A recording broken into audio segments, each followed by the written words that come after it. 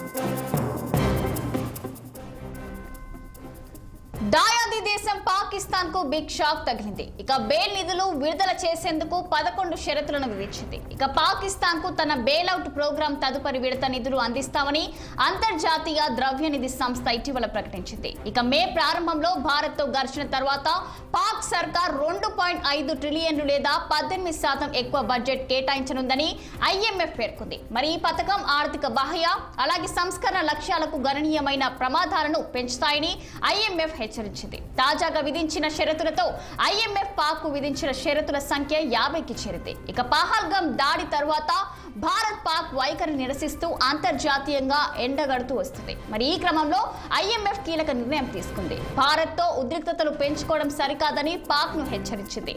ఇక శాంతి జపం చేస్తూ మౌనంగా ఉండాలని కోరింది. ఇక ఇదే అంశంపై మరింత సమాచారం మా చీఫ్ ఎడిటర్ బలరాం లైవ్ లో అందించేందుకు సిద్ధంగా ఉన్నారు. చెప్పండి బలరాం.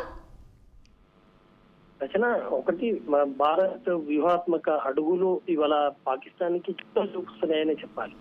అన్ని కోణాల్లో ఒకవైపు ఉగ్రవాద ట్రైనింగ్ సెంటర్స్ మీద దాడులు చేయడమే కాదు, తర్వాత వ్యూహాత్మకంగా భారతదేశం ప్రపంచ దేశాలకు పాకిస్తాన్ ఏ రకంగా టెర్రరిస్ట్ ట్రైనింగ్ సెంటర్స్ నడుపుతుంది అన్న విషయాన్ని చూపించడము, దానికి తోడు ఇవాళ IMF ముందు మొన్న ఇటీవల కాలంలో జరిగిన ఓటింగ్ సందర్భంగా ఓటింగ్ భారతదేశం పాల్గొనలేదు, ఓటింగ్ ని బహిష్కరించి బయటికి వచ్చేసింది. అయితే ఆ సందర్భంగా భారత్ రైజ్ చేసిన అంశాలు ఇవాళ IMF ముందర నిలబడ్డాయి. ప్రపంచం ముందు IMF కూడా భవిష్యత్తులో సమాధానం చెప్పుకోవాల్సిన సిచ్యువేషన్ వస్తుంది. అందుకే ఇవాళ వ్యూహాత్మకంగా IMF ముందు భారతదేశం ఒక ఆర్గ్యుమెంట్ పెట్టింది.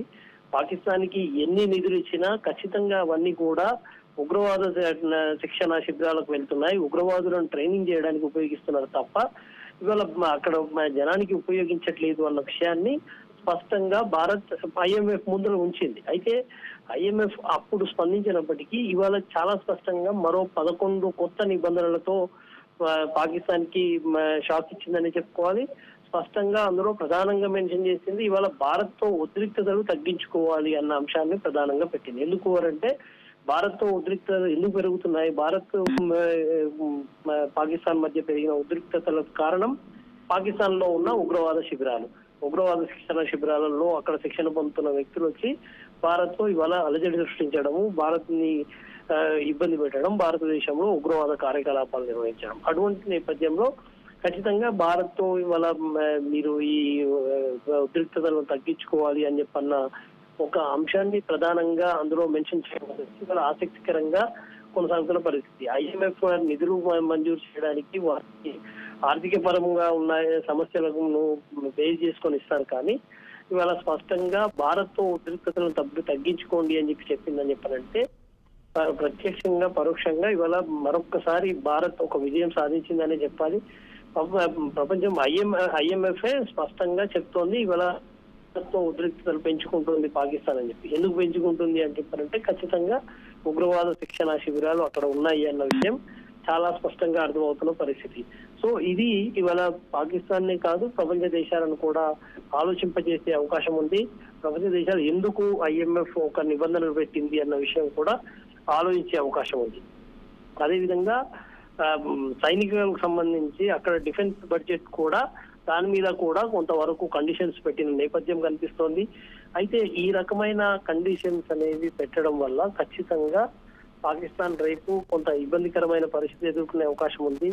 ఇవన్నీ కండిషన్స్ వస్తాయనే ఇటీవలి కాలంలో జరిగిన ఆపరేషన్ సింధూర్ తర్వాత కొంత పాకిస్తాన్ ఓవర్ యాక్షన్ చేసినప్పటికీ తర్వాత సరెండర్ అవ్వడానికి కూడా ఇది కూడా ఒక ప్రధానమైన కారణంగా చెప్పుకోవాల్సిన అవసరం ఉంది. Okay, thank you Balaram.